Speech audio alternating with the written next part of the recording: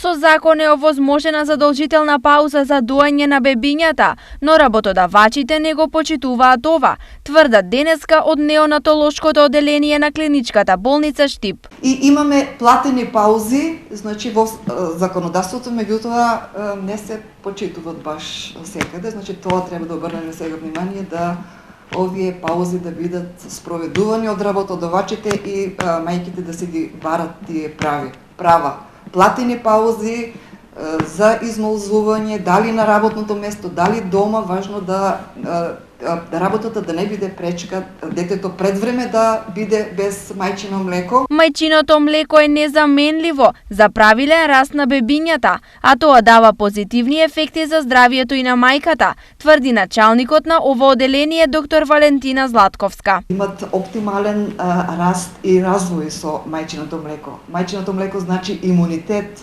значи заштита, антиинфективни фактори има, антиалергиски фактори има.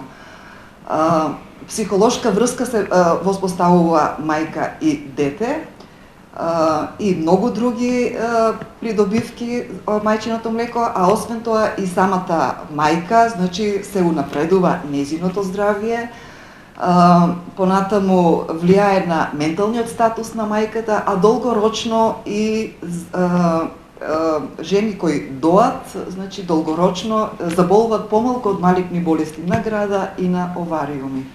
Неделно во просек на неонатологија 10 дојлки се советуваат како правилно да ги дојат своите бебиња. Бројката се очекува да се зголеми, особено сега кога се одбележува Светската недела на доењето.